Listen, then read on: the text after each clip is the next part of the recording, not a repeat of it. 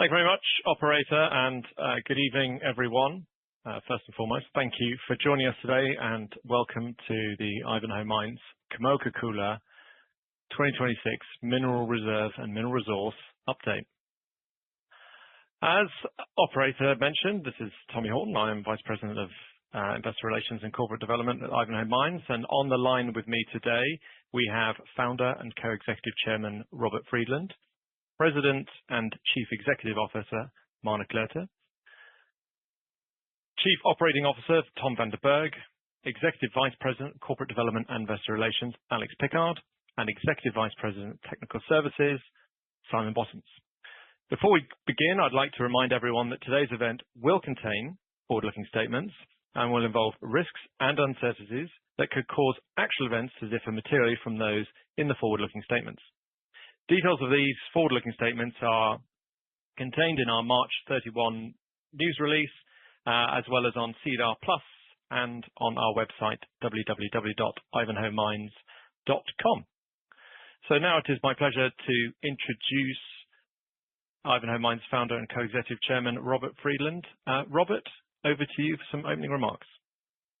Well, welcome to everybody who is joining this call from all over the world. I happen to be in California, and it's my privilege to talk to you about a very narrow subject today, which is putting a floor underneath all expectations for the Kamoa-Kakula copper mine. We have lots of other things that we can talk about in our company in the next month or two, but as you all know, the stock market has seen a lot of red as a consequence of the war around and with Iran. And for most shareholders, it's like trying to pick up pennies in front of a steamroller, given what's been happening in the financial markets. But all of this selling across the board in mining shares has been done by computers. And we're fortunate that today we have an opportunity to clarify our total situation and have a solid, conservative appraisal of our redevelopment plans to restore Kamoa-Kakula to its justified Tier 1 and very important high-grade status as the highest-grade major copper mine in the world, a mine that will be with us for decades and decades to come. And on top of that, we have our Western Foreland development with another 10 or 12 million tons of copper right next door in contained copper. So it's fitting that we start this first slide, which has my picture in the lower left, with our solar field. This is our first solar field that will generate 60 megawatts of uninterruptible power backed by batteries 24 hours a day. We plan to build a second one and then a third one. And this is part of what we're hardening Kamoa-Kakula against disruption from the Middle East. We're going to see, in my opinion, much higher diesel prices. There's going to be diesel availability issues in Australia and other Asian parts of the world. And we've looked at this total situation now, and we're going to give the markets and our stakeholders and our shareholders a very clear picture of what is the bottom line and all the upside in the next 2 years as we bring Kamoa-Kakula to all-time new record production. This is the mining business. It's not for intelligent people. We're some 34 years into this business in the Congo. We've seen lots of ups and downs. I rarely comment on the share price, but we're basically back to the same price we sold shares to a major North American financial institution and to a major sovereign wealth fund in the Middle East, around $12 a share.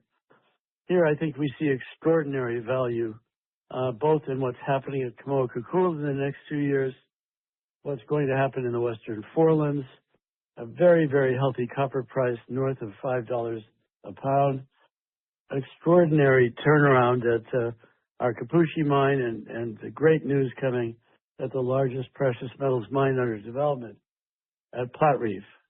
So with those opening remarks and with great optimism and thanks for the hard work done for our thousands of key people working on this project, I'll turn this over to Marna, our CEO.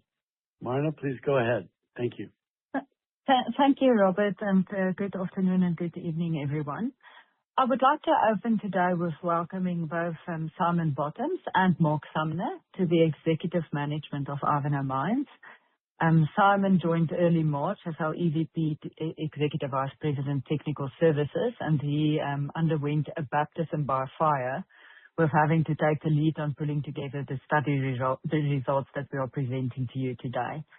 Simon was previously with Barrick, and he's a geologist and a mining engineer by trade, so I think we are in capable hands. And Mark Sumner has been a trusted member of our team, and his promotion is a testament to the exceptional work that he has been doing on all our corporate financing initiatives. So if we can move over to the next slide. When you do these updates, I think it's always imperative to take stock of the journey one has been on, and I want to kick off this webinar by reminding the audience of the salient features that makes Kamoa-Kakula such a remarkable generational mine. To date, we have invested in excess of 7 billion in capital, which was largely funded by project cash flows. We have generated a similar EBITDA over the past 5 years since 2021. By producing 1.7 million tons of copper in the first 5 years of operation at this mine at the lowest capital cost intensity in the copper industry. 90% of our employees are Congolese, and most of them are trained on-site at our training facilities and our Center of Excellence. And in addition to this, we operate a fully integrated mine, and we have commissioned Africa's largest and greenest copper smelter. So I think that should frame the discussion of today. If we move over into the second slide, in May of 2025, we experienced an event which required us to completely rethink our approach to mining this generational mine. And over the next 12 months since May of last year, we had to embark on a turnaround initiative that was marked by key milestones, and I will mention a few here today. The seismic event happened on the 18th of May, and we managed to extract all our people safely during this event. We also then started on the 7th of June to re-enter crews into the western side of Kakula and to restart our underground operations. In July of 2025, we appointed our consultants to start the technical report that we are presenting here to you today, AMC, from Australia and South Africa. We started with the stage 2 dewatering by commissioning 4 650 liters per second pumps that we installed at Kakula in September of 2025. In October and November, we received preliminary findings from Beck Engineering and Mining 3 on the geotechnical incident that occurred at Kamoa-Kakula and the subsequent technical findings. But then in November and December, we commissioned the smelter successfully and managed to also ramp it up successfully. Towards the end of December and the beginning of January, we completed the stage 2 dewatering, and the first 2 of the 650 liters per second pumps ran dry in January and December. At the beginning of January, we also started with the development of the new access drives to the northeast and the southeast of Kakula. And in March, our own crews started with the development of the box cuts at Kahala and Kansukasuk. We are currently also in the process of establishing a geotechnical review board that will oversee our operations going forward. So a lot has transpired over the past 12 months, and there's still a lot more work to be done that we will discuss with you during this webinar.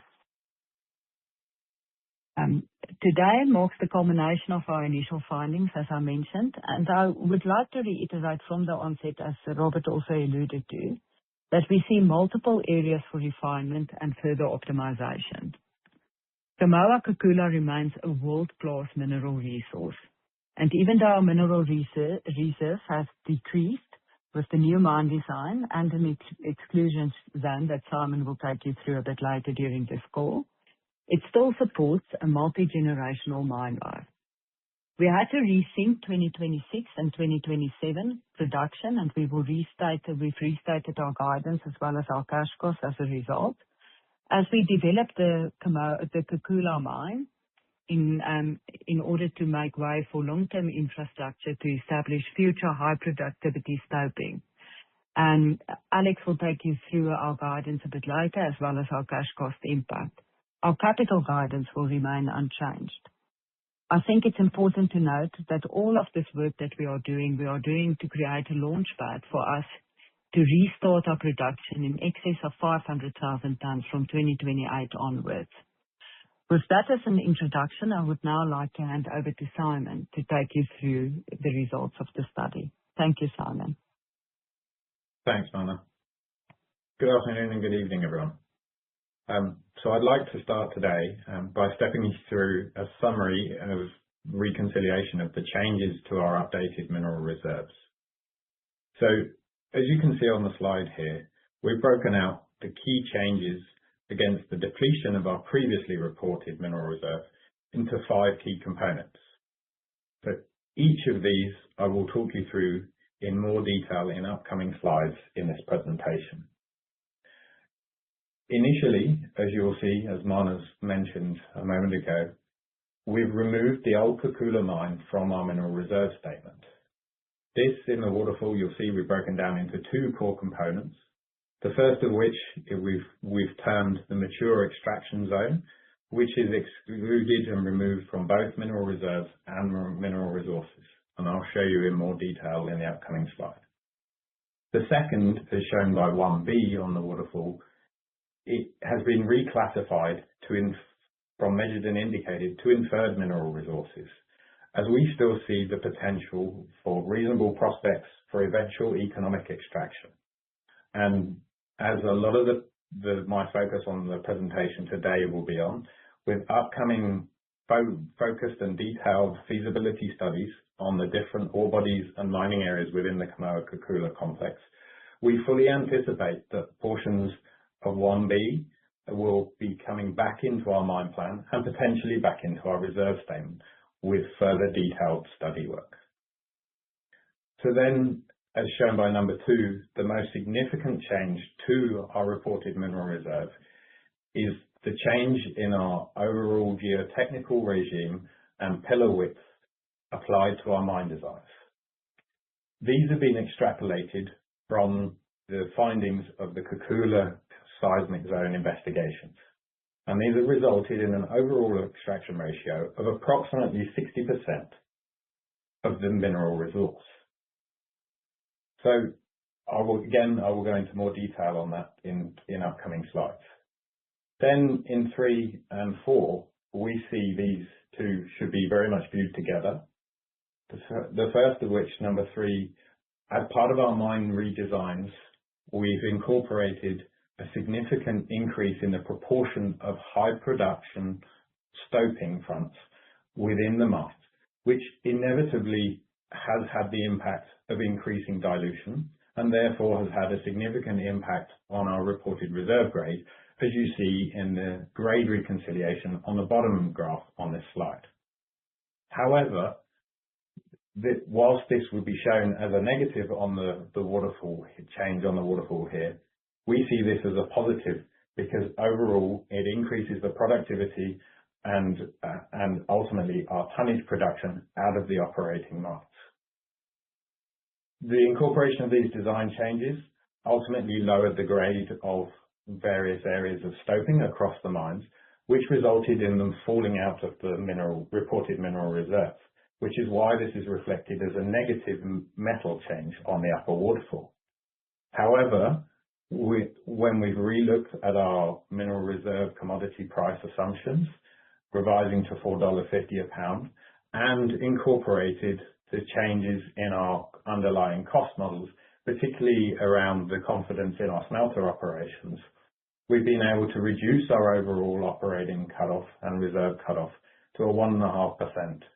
This has effectively balanced out the metal changes that you see in change number 3.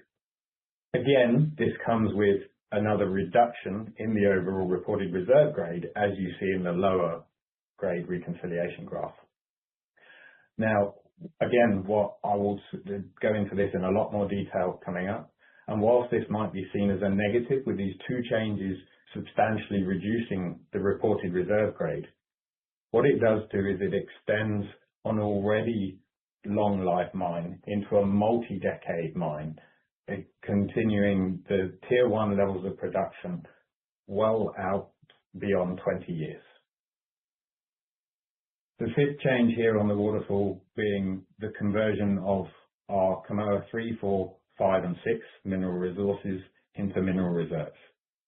These conversions have been done through the application of the same mine design principles that we've extrapolated right across the Kamoa-Kakula complex after the geotechnical investigations within Kakula.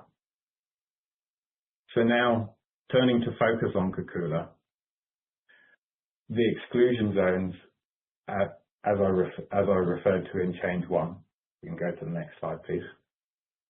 As shown in the image on the right-hand side of the slide, the mature extraction zone of 1A, highlighted by the red outline. This is the zone where the seismic event occurred, and inside this zone, previous extraction ratios have exceeded 70%. This is the zone that we've conservatively removed from both our mineral resource and mineral reserve statement based upon guidance from the group of geotechnical experts that have been engaged throughout the process. Then in 1B, we've reclassified the previously measured and indicated mineral resources into inferred mineral resources to highlight the fact that we still see reasonable prospects for eventual economic extraction within this zone, particularly once we've re-established critical mine services and completed the stage 3 dewatering, such that we are enabled to have physical access across this inferred extraction zone. So, over the course of time, I have no doubt that areas of mineral resource within that reported 1B zone will form part of our mine plans and potentially come back into our mineral reserve statement.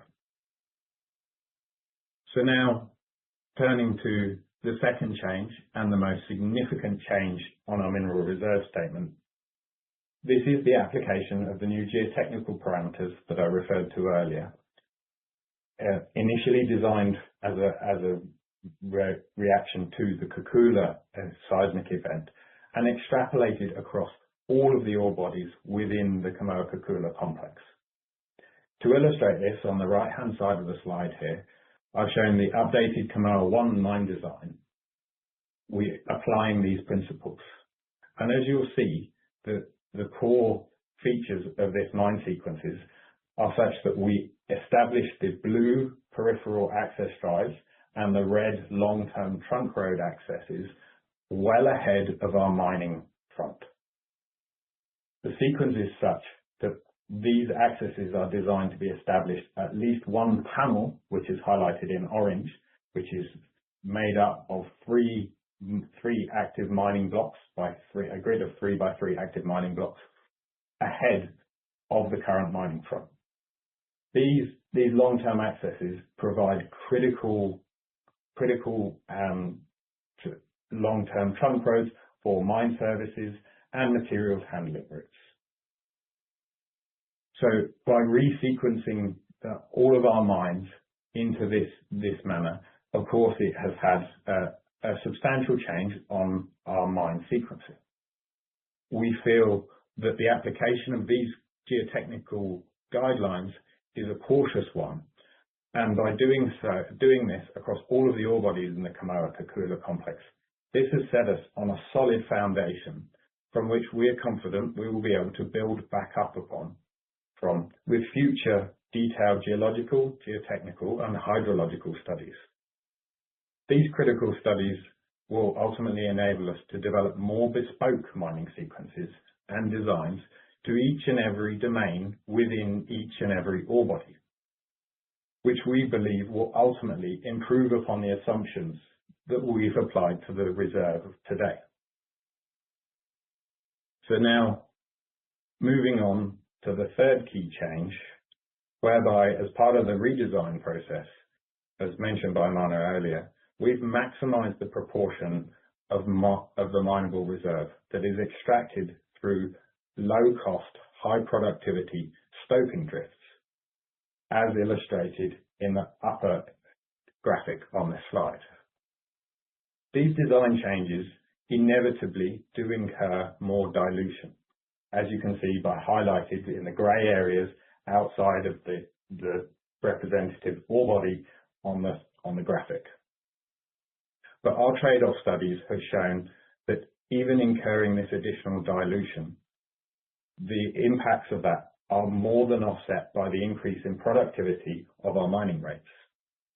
And as illustrated on the earlier waterfall, this design change is further complemented by the revision of our operating cut-off grades, which reflects the confidence in our underlying cost profile, as well as the changes in our commodity price assumptions for the mineral reserve.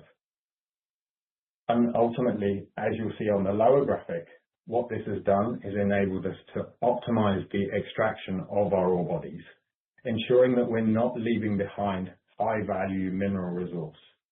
And so the lower cut-off grade stopes you see on the right-hand side of the graphic demonstrate exactly how decreasing the cut-off grade does drop our reserve grade, but ultimately the incremental costs incurred by mining this additional material are more than paid for by the 1.5% to 2% copper that is added to the production profile as a result of this design change. So now moving on to the fifth change in the waterfall, this has been the inclusion of the additional mineral reserves at Kamoa's 3, 4, 5 and 6, which have been converted from mineral resources by again applying these very cautious geotechnical design criteria across all of these ore bodies. This has resulted in a substantial increase in the overall mine life, albeit again at a lower grade with these ore bodies. However, when looking at where these ore bodies feature in our mine profile, the majority of them only commence mining some 10 years or more from today. So importantly now, turning to our mineral resource base, you will see that even with these updates, Kamoa-Kakula is still a standout mineral resource within that stands amongst the giants of the world-class copper deposits today. Our measured and indicated mineral resources are still very much intact. We have updated them with the depletion and with the removal of the mature extraction zone from Kakula, as I showed you on the graphic earlier. Then there is an associated increase in our inferred mineral resources, which is a direct result of the reclassification of the measured and indicated material from Kakula into the inferred zone. Importantly, a lot of additional drilling has taken place since our last underlying mineral resource model update, and we have already started the process of incorporating these into an updated mineral resource model.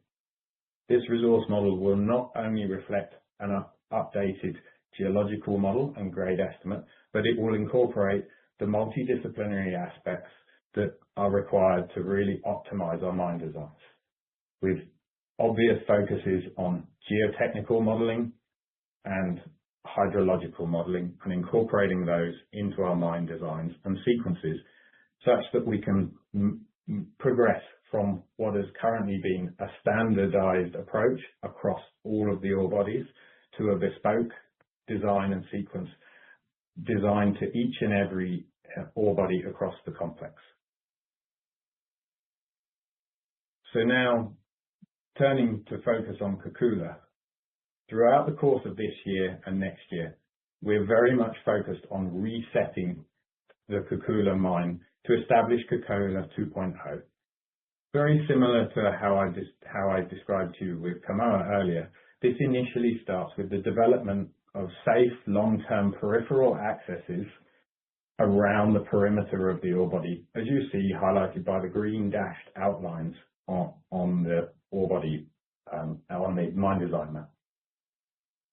As part of this, we're also establishing a stability pillar to separate the historic mining area of the original Kakula mine from the new mine, as shown by the blue line, which separates the new eastern section of Kakula. Critically, these peripheral accesses will be used to locate critical infrastructure and mine services, including ventilation, dewatering, and electrical reticulation, and provide important egress access for all of our personnel. This will ensure that going forward, as Kakula ramps back up to be the Tier 1 ore body that it truly is, we will always be able to rely on consistency of operation of those services and facilities within the mine by establishing them in the safe foundational pillars around the periphery of the ore body. Then, as Kakula progresses and as the development progresses towards 2028, as we progress to the next slide, you'll see, particularly in the eastern section of the mine, this becomes a high productivity, long hole stoping front for the new Kakula complex. This restores the high grade production that everyone well knows from the Kakula ore body. Ultimately, that eastern section of the mine is developing at a faster rate than that of the western section of the mine, because the dip of the ore body is a much shallower dip in the eastern section. The western section, whilst it may look flat on this diagram, is actually more representative of a bowl shape, and so a large amount of the development, as you will see in the design, runs in perimeter rings circling around the rim of that bowl, enabling us to then establish stoping drift fronts in between each of those levels. These design improvements not only provide significant improvements in productivity, but also guarantee operational safety and predictability for our operations. And ultimately, we're confident that this will be the key pin that returns the Kamoa-Kakula complex back to a plus 500,000 tonnes per annum steady state producer. So in the interim, whilst we reset Kakula over the next 2 years, Kamoa is very much going to become the core backbone of the complex. And this is, as the development in Kamoa accelerates from the 2 newly established box cuts and positions the mine for long-term steady state production. To illustrate this, the image on the right shows the position of the Kamoa-1 mine only 10 years from today. And whilst you can see that the key trunk roads and peripheral access development drifts that I mentioned earlier are very well established far ahead of the stoping fronts, these stoping and mining drifts only cover what is a quarter of the footprint of the overall ore body. This reflects the truly world-class multi-decade mine life of the Kamoa ore body. And as we stand today, Kamoa is currently achieving some of the highest mining production rates of the complex, which solidifies its importance within the complex as one of the longest life and most consistent production profiles. So, as I mentioned earlier, the key within the next 12 months will be undertaking a set of detailed optimization studies for which we're commencing drilling in the immediate coming months, not just on our geological resources, but also to obtain information well ahead of our development to get our detailed rock mass and geotechnical classifications and hydrological mine designs. We plan to incorporate all of these detailed drill programs into updated models, and through an iterative process over the course of the next 12 months, utilize that upgraded resolution of data to improve our overall ore body knowledge, which ultimately will underpin the success of our ramp up of the mining profile. This will then lead to another round of updates of our mine design and infrastructure with a more bespoke application to different domains and areas of the ore bodies within the complex as we get that higher resolution information. And overall, we are targeting putting together a detailed feasibility update for the immediate 5-year production profile, together with an updated pre-feasibility on the life of mine schedule with additional long-term trade-offs, particularly as we have now brought in additional mineral resources, as highlighted earlier, through Kamoa 3 to 6 into the mineral reserve plan. So I'd like to hand over now to Tom, who will take you through the operational update. Thank you, Simon, and welcome to all the audience. I think it's important just to say thank you to the technical teams. There's been a lot of work, a lot of hours put in over the last month to get to where we are today. It certainly isn't where we are going to stop. There's further iterations that will take place and further improvements that will take place as we get. So we haven't applied some of the new technologies into these ore bodies yet. And as we progress, there will be further optimism, and we'll take on an improvement as we go forward. So it is an iterative process, and we do believe that it will be improved as we go along. And thanks again to the technical teams and the subject matter experts, Spec Engineering, AMC, and all of them for the work they did. Getting to the next slide, maximizing our concentrator assets. So Project 95 is where we've been building on phase 1 and phase 2, and we've been taking that construction up to 87% currently. What that does is it increases the recoveries at the two phase 1 and phase 2 concentrators up to 87 and then up to 92% depending on the feed grade of the ore. That will obviously give us further efficiency improvements at the concentrators. And then alternate operations of phase 1 and phase 2 of the concentrators in half 1 2026, and that will be processing it through with various processing efficiencies as we don't have a bottleneck at those particular concentrators at this stage. So maximizing our recoveries in that particular area. So as you see in the slide on the right, the capacity is 17 million tons. We have spare capacity available in 2026. We will be looking for opportunities, and we are looking for those opportunities, as you heard, with respect to filling it with further areas that we're opening up, like the Kahala box cut that we are busy with and actively busy working on that and opening up more mining face in that area to fill that spare capacity where as far as possible. And you'll see the run of mine Kakula and the run of mine Kamoa with the various grades as well. And then it goes into 2027.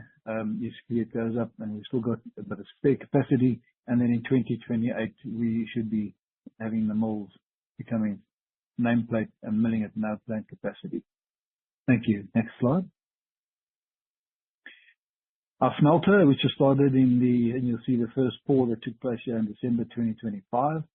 99% pure copper anodes coming out of the Kakula smelter, and the green ones at that, from a point of view generated to a large extent by hydropower.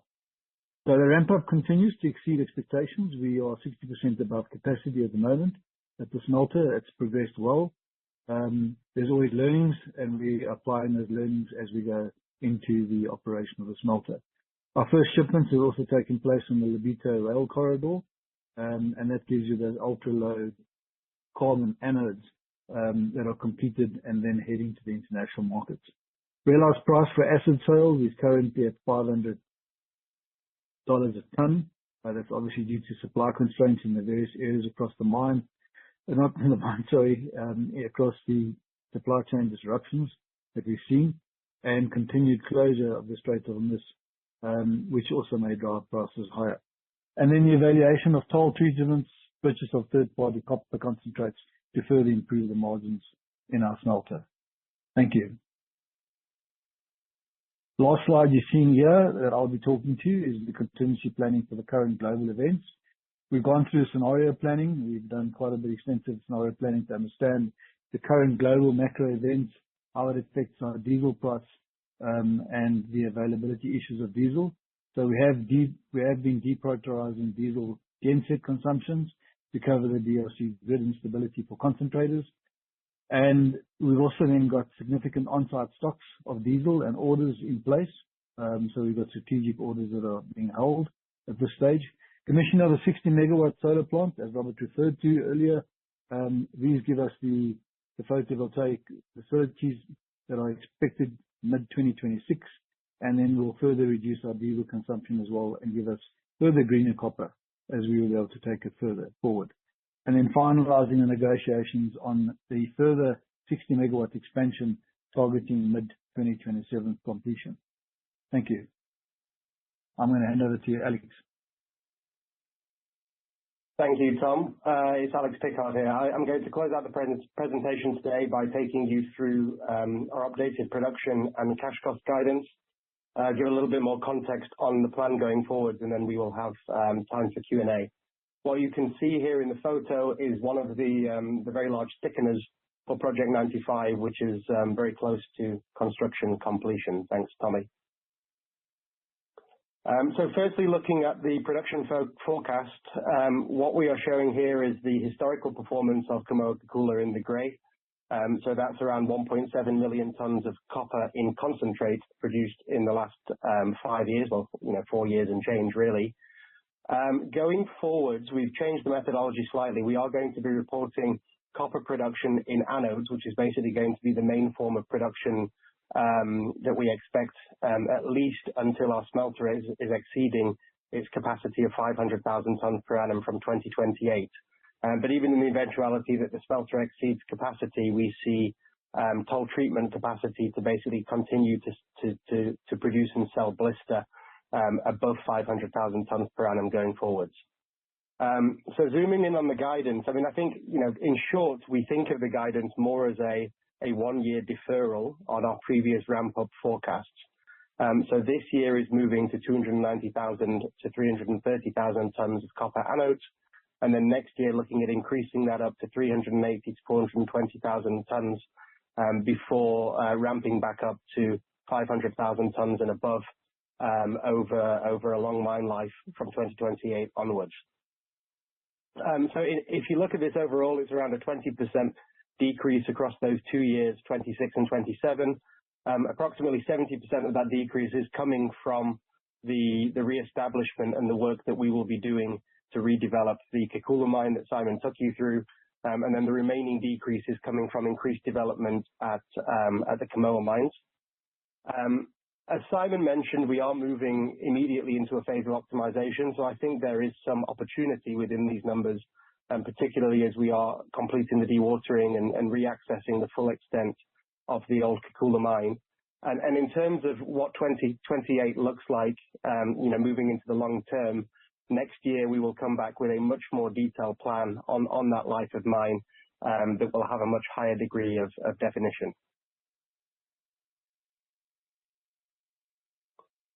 Moving to the cash cost guidance for 2026 and 2027.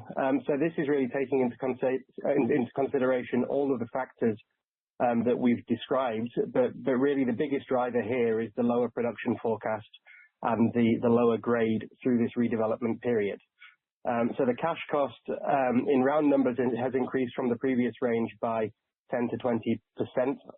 So the updated guidance is around $2.60 to $3 per pound for 2026. And then we expect a material decline to $2.10 to $2.50 for 2027. Taking a more long-term view for 2028 and beyond, I think we're targeting a cash cost of $2 per pound. That's once we've reached the steady state production rate again. And I think, hopefully we are targeting below that target. And there are a number of cost optimization initiatives that we are also looking into as part of the study process. The other thing that we've taken into consideration here is an updated view of the diesel pricing for 2026 and to an extent 2027, given the disrupted global environment that we are currently facing. But the good news is that I think the diesel price is well offset by the higher sulfuric acid prices that we will be receiving from the smelter. And then looking at the pie chart on the right-hand side, what we want to highlight is the breakdown of C1 cash costs over the next 2 years. So really, where you see the impact of the lower tons and the lower grade is on the mine site cash costs. So that's the categories of mining, processing, and G&A, because we're effectively spreading our fixed costs over only 60 to 80% of our true capacity. And so this is where we are really targeting the 25% reduction in costs on a per pound basis once we get past 2027.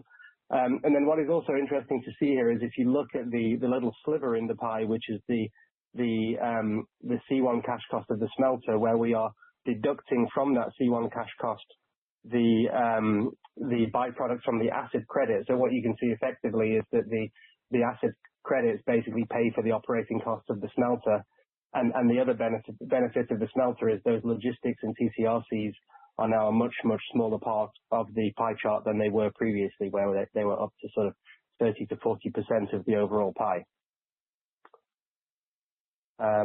Thanks, Tommy. So finally, this slide is really just to take you through some of the upcoming delivery milestones so that investors can expect what to see as we continue this journey over the next 2 years. So we're sitting here today with the updated reserve and resource on the tape. I think as Simon and Mana alluded to, we really see this as more of an interim update and a new baseline to build from. I think as evidence of that, and we're not sitting back after this new study, we actually have a kickoff meeting in 2 weeks' time, which is basically going to kick off the much more detailed feasibility study and PFS process.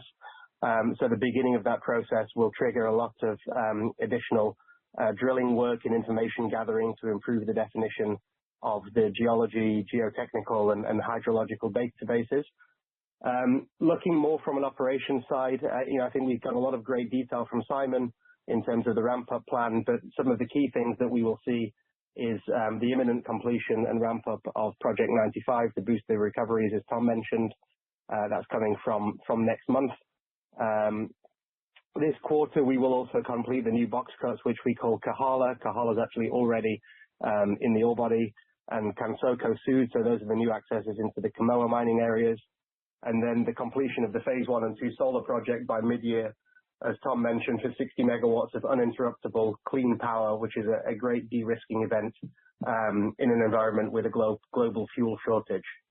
Then finally, towards the end of this year or early next year, we will be completing the 5-year detailed feasibility study in the life of mine PFS. I think it's safe to say we see a very big opportunity to crystallize significant upside from the results that we've presented today. And then we will move into 2027, which will really be a breakout year where we will start to commence the higher productivity, low-cost stoping at Kakula, the sort of Kakula 2.0, as we call it. And then that will support increasing the mining rates to reach our full milling capacity at 17 million tons per annum by year end, and ultimately move into 500,000 tons or more of production over a very long life. And finally, maybe just to conclude and closing on how Robert opened the call, we do have very exciting upcoming news to report on the other projects. So the Western Forelands next door to Kamoa-Kakula, we will be announcing a significantly enlarged updated mineral resource estimate during what is now the coming quarter or this quarter, starting tomorrow. And then at Platreef, we will very soon be commissioning a major shaft expansion, which quadruples the hoisting capacity and prepares the road for the phase 2 expansion. And the phase 2 expansion will actually be completed on basically the same timeline as what we see here for Kakula by the end of 2027. That will be in the commissioning phase. So a lot of exciting milestones to come. And I think with that, I'll pass back to Tommy to chair the Q&As. Thank you, Alex. As mentioned, we will be doing a question and answer session. We will first go to the phone lines. So covering analysts, you are able to submit your questions via the operator on the phone lines. If anyone has any questions that are not addressed during the call, please do reach out to our IR team, and we can get back to you and answer those.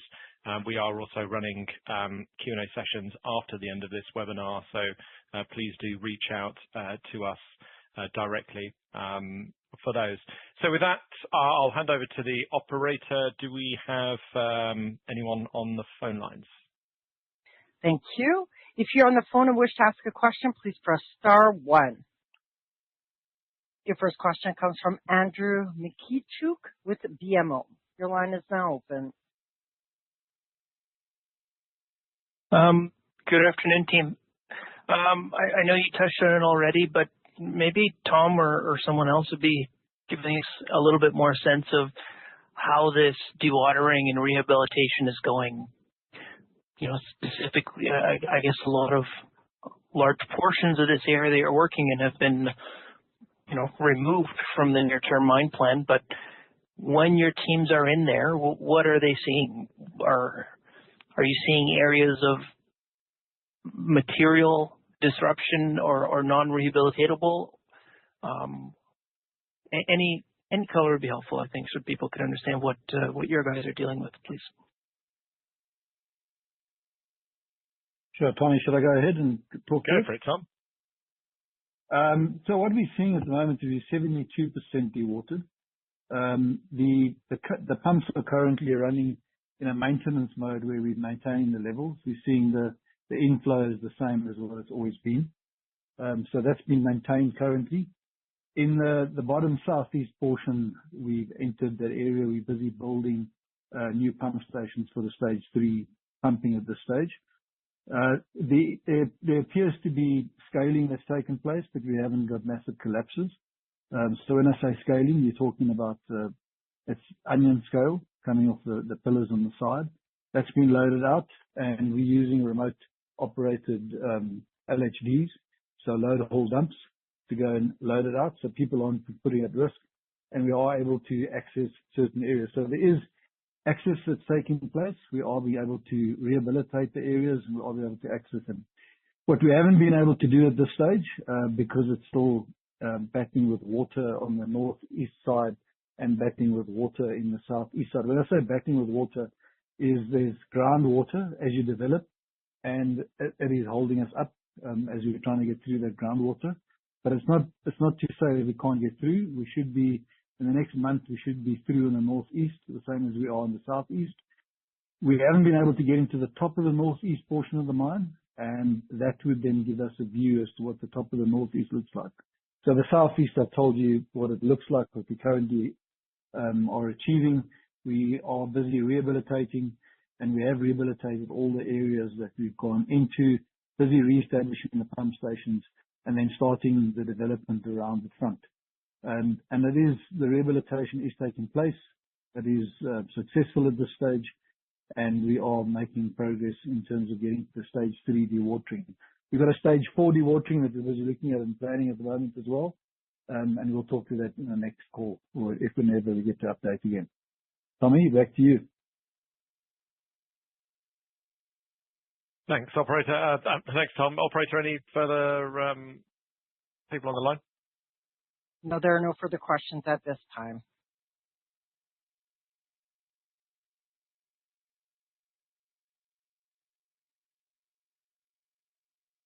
I will now turn the call over to Mr. Horton. Oh. Okay, thank you, operator. So if there are no other questions on the line, we will conclude the call. As mentioned, if you do have questions and you wish to follow up with the company, then please contact the IR team at Ivanhoe Mines. So with that, I will now end the meeting. So thank you, everyone, for attending our webinar. Thank you, everyone at the company, and we wish you a lovely evening. Thank you very much. Ladies and gentlemen, this concludes the conference call for today.